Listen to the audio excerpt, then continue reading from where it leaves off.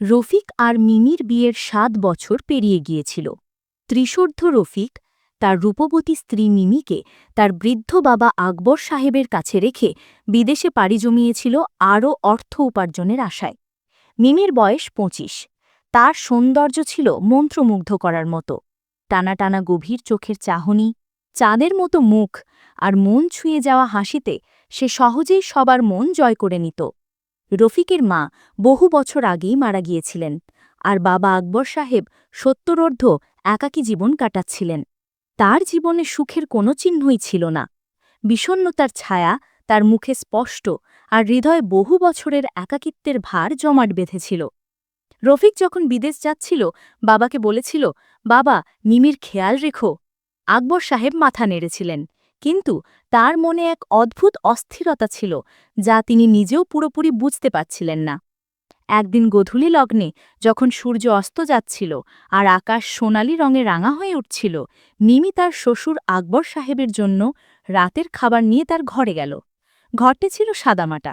দেয়ালে পুরনো পারিবারিক ছবি টাঙানো ছিল, আর একটি পুরনো কাঠের সোফা যেন আকবর সাহেবের স্থায়ী ঠিকানা হয়ে উঠেছিল। আকবর সাহেব সেই সোফায় বিষণ্ণ বসেছিলেন, তার দৃষ্টি মাটির দিকে নিবদ্ধ, আর মুখে এক একাকিত্বের গভীর ছাপ। মিমি সুগন্ধি ডাল, ভাত আর সবজি সাজিয়ে থালাটি সাবধানে টেবিলে রাখল। সে নরম সুরে জিজ্ঞাসা করল, বাবা, কি হয়েছে? আপনি এত চিন্তিত কেন? আকবর সাহেব একটা গভীর শ্বাস নিলেন এবং মাথা তুলে মিমির দিকে তাকালেন। বেটি, কত বছর হয়ে গেল আমি একা জীবন কাটাচ্ছি। এই একাকিত্ব আমাকে রাতে কুঁড়ে কুঁড়ে খাচ্ছে। এখন আর আমার সহ্য হয় না। তার কণ্ঠে ছিল চাপা ব্যথা, আর চোখে এক অদ্ভুত করুণ আবেদন। মিমির মন গলে গেল। সে আকবর সাহেবের পাশে সোফায় বসে বলল, বাবা, আপনি চিন্তা করবেন না, আমি তো আছি আপনার কাছে। আকবর সাহেব অবাক হয়ে মিমির দিকে তাকালেন। তার রূপ তাকে সবসময় আকর্ষণ করত, কিন্তু আজ তার কথায় এক অদ্ভুত উষ্ণতা ছিল। হ্যাঁ বেটি, তুমি তো আছো, কিন্তু দিনের বেলা তো কোনো মতে কেটে যায়। রাতের দীর্ঘ একাকিত্ব আমার পিছু ছাড়ে না। তার কণ্ঠে এক অদ্ভুত আকুতি ছিল।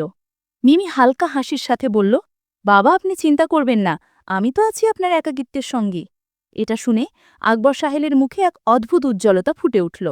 তিনি মিমির দিকে গভীরভাবে তাকাতে লাগলেন, যেন তার কথাগুলো তার হৃদয়ে নতুন কোনো উদ্দীপনা জাগিয়ে তুলেছে। মিমি ধীরে ধীরে বলল, বাবা, রাফিক চলে গেছে ৭ বছর হয়ে গেল। আমিও তো একা। আমারও মন চায় কেউ আমার একাকিত্ব ভাগ করে নিক।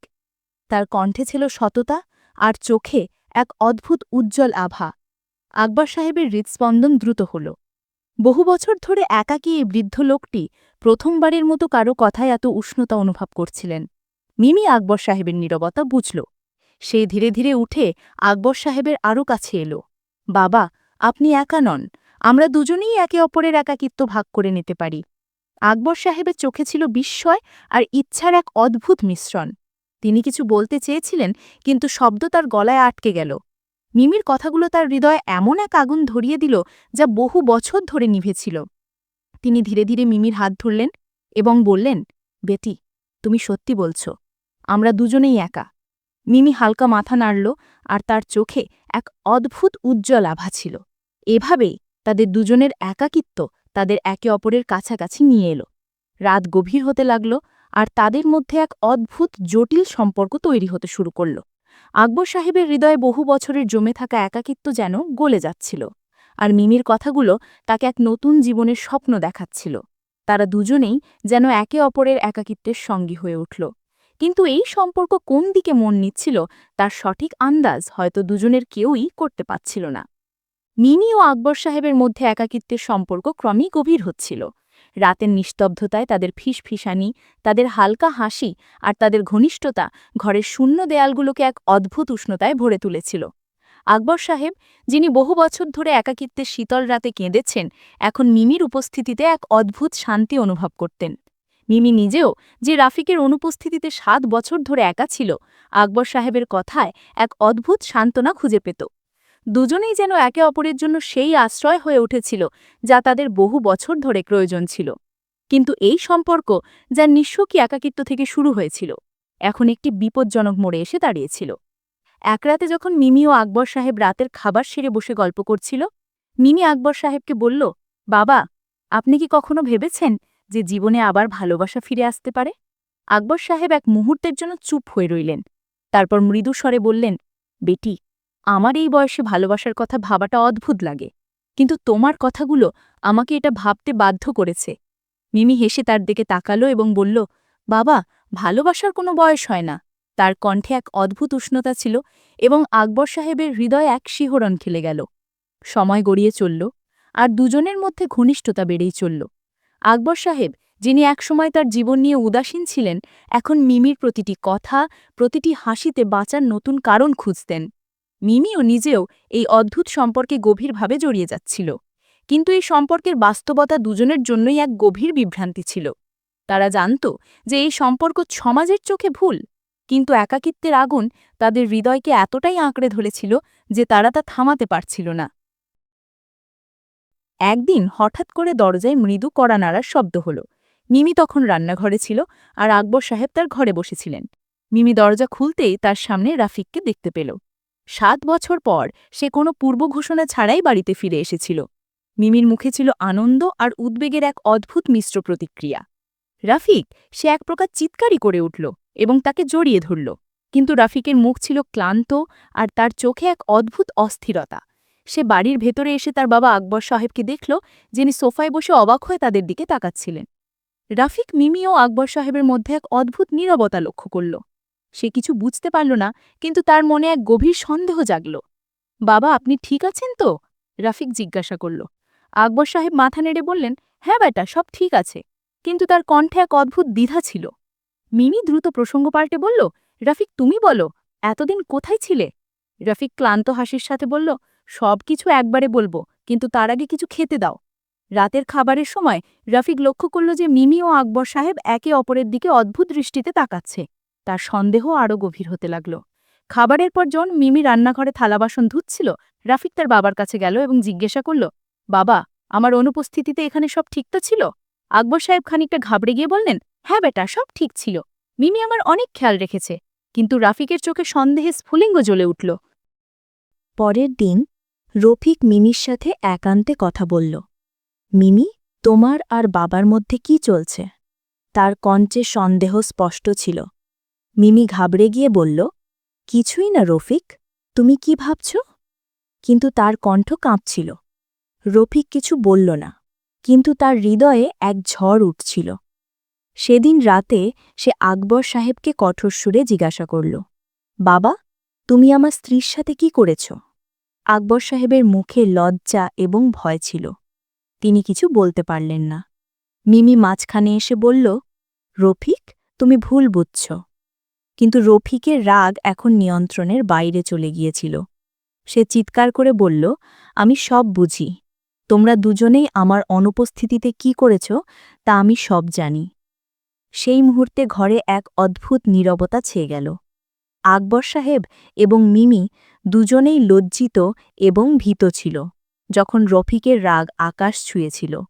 এই সম্পর্কের জটিলতা এখন এক বিপজ্জনক মোড়ে এসে পৌঁছেছিল, এবং কেউ জানত না যে এর পরিণতি কি হবে। রফিকের রাগ আকাশ ছুঁয়েছিল। বাড়ির বাতাসে উত্তেজনা এতটাই বেড়ে গিয়েছিল যে প্রতিটি শ্বাস ভারী লাগছিল। মিমি এবং আকবর সাহেব দুজনেই লজ্জিত এবং ভীত দাঁড়িয়েছিল, কিন্তু রফিকের প্রশ্নের কোনো উত্তর তাদের কাছে ছিল না। তোমরা দুজনেই আমার পিঠের পেছনে কি করেছ? রফিক আবার চিৎকার করে জিজ্ঞাসা করল। মিমি অশ্রুসিক্ত চোখে বলল, রফিক, তুমি ভুল বুঝছ। আমরা কিছু ভুল করিনি। কিন্তু তার কণ্ঠে সেই আত্মবিশ্বাস ছিল না যা রফিককে সন্তুষ্ট করতে পারত। আকবর সাহেব নীরব ছিলেন। তার মাথা নিচু ছিল এবং তার মুখে লজ্জার গভীর রেখা ছিল। রফিক একটি গভীর শ্বাস নিল এবং বলল, আমি এখানে থাকতে পারব না। সে তার ব্যাগ তুলে ঘর থেকে বেরিয়ে গেল। মিমি তাকে থামানোর চেষ্টা করল, কিন্তু রফিক তার দিকে একবারও তাকাল না।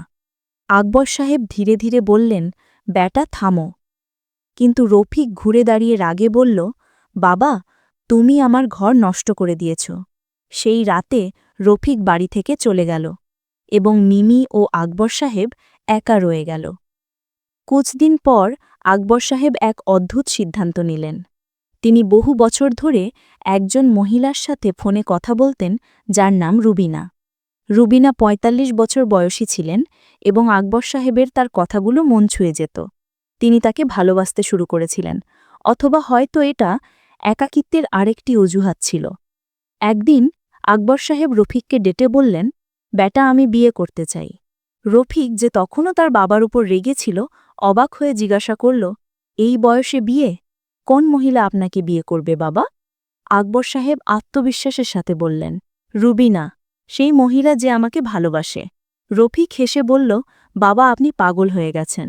কোনো মহিলা আপনাকে বিয়ে করবে না। কিন্তু আকবর সাহেব জিদ ধরলেন, এটা আমার বাড়ি এবং এখানে সেটাই হবে যা আমি চাইব। তিনি রুবিনাকে বাড়িতে ডাকলেন। যখন রুবিনা আসলো, রফিক দেখল যে সে কোনো তরুণী নয়, বরং ৪৫ বছর বয়সী একজন সাধারণ মহিলা ছিল। তার মুখে এক অদ্ভুত চালাকি ছিল, যা রফিককে খটকা লাগাল। কিন্তু আকবর সাহেবের ওপর রুবিনার কথাগুলো জাদু করছিল। আকবর সাহেব রুবিনাকে বিয়ে করলেন। বিয়ের পর আকবর সাহেব রফিক এবং মিমিকে বাড়ি থেকে বের করে দিলেন।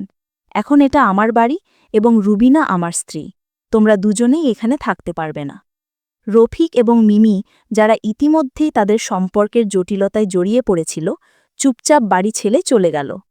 আকবর সাহেব রুবিনার সাথে খুশি ছিলেন, কিন্তু তার এই খুশি বেশি দিন স্থায়ী হল না। কিছু মাস পর এক সকালে আকবর সাহেব ঘুম থেকে উঠে দেখো যে বাড়ি খালি, রুবিনা উধাও এবং বাড়ির সমস্ত মূল্যবান জিনিসপত্র, গয়না এবং টাকাও উধাও। আকবর সাহেবের হাত পা ঠান্ডা হয়ে গেল। তিনি রুবিনাকে ফোন করলেন, কিন্তু তার নম্বর বন্ধ ছিল। তিনি বুঝলেন যে রুবিনা তাকে ধোঁকা দিয়েছে। তার হৃদয়ে এক ভার চাপল। তিনি একা, বিষণ্ণ এবং লজ্জিত তার খালি বাড়িতে বসে রইলেন। আকবর সাহেব রফিককে ফোন করলেন, বেটা, আমি ভুল করেছি। রুবিনা আমাকে ছেড়ে চলে গেছে এবং সবকিছু নিয়ে গেছে।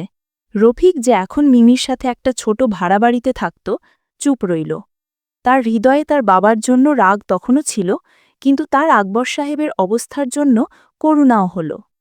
মিমি রফিককে বলল, সে একা, আমাদের তার সাহায্য করা উচিত।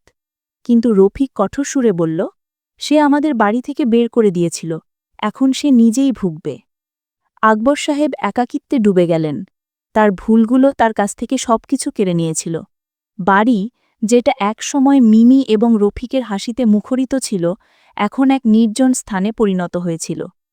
আকবর সাহেব প্রতি রাতে তার ভুলগুলোর জন্য অনুতপ্ত হতেন, কিন্তু এখন সময় তার হাত থেকে বেরিয়ে গিয়েছিল। রফিক এবং মিমি তাদের জীবন নতুন করে শুরু করল, কিন্তু তাদের হৃদয়েও এক শূন্যতা রয়ে গেল। আকবর সাহেবের একাকিত্ব এখন তার নিয়তি হয়ে উঠেছিল, এবং সে শিখেছিল যে একাকিত্বের অজুহাতে ভুল সম্পর্কের দিকে এগিয়ে যাওয়া কতটা ব্যয়বহুল হতে পারে।